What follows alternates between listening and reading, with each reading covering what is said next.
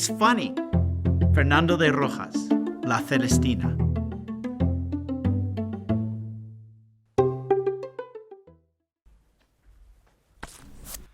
Hello and welcome back again.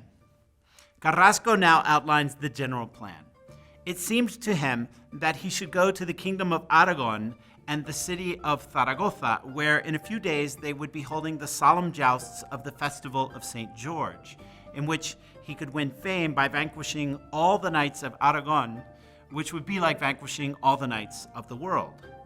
This information is historically accurate. The only people more obsessed with chivalry than Don Quixote were the Aragonese nobility.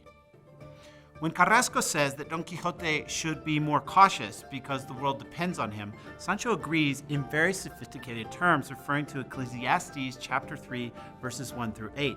Yes, for there's a time to attack and a time to retreat, and alluding to a rallying cry from the days of the Reconquest. Yes, for it can't always be charge for Santiago and Spain.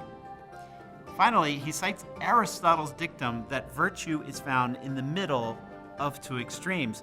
Between the extremes of cowardice and recklessness lies the middle way of valor.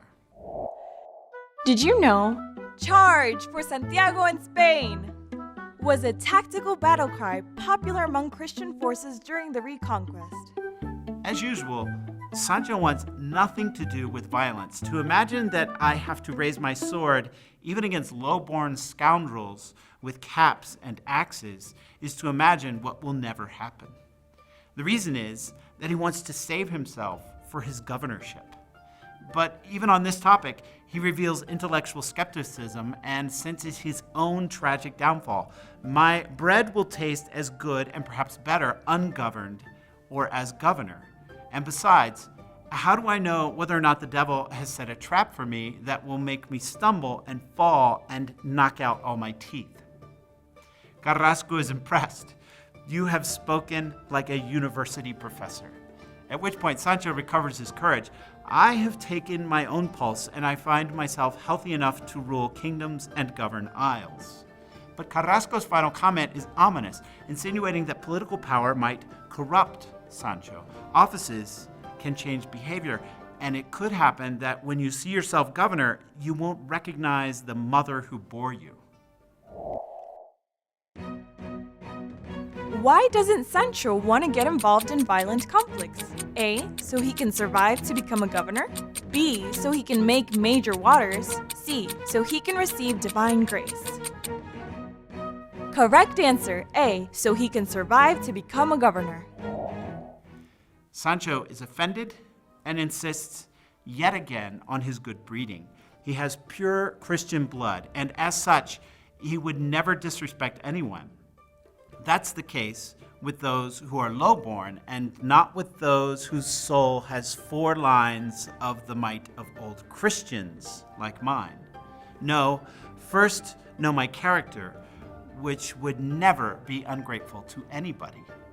We should keep Sancho's claims about his innate Christianity in mind as we read part 2. The chapter ends when Don Quixote asks Carrasco to compose a farewell poem on his behalf to Dulcinea. He insists that the poem be written as an acrostic, that is, using the first letters of Dulcinea del Toboso at the beginning of each line. This way, Dulcinea will know that the poem is sincere and has been composed for her alone. Hello, note how openly deceitful Don Quixote is here. Is this the same Don Quixote who would be put in a cage for his beloved? Carrasco cannot think of a viable poetic form given that Dulcinea's name has 17 letters, but he will find a way. That's all for now. We'll see each other in our next video.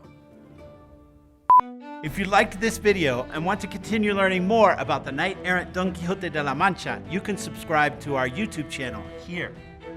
Also, you can enroll in our free online course on Don Quixote by clicking here.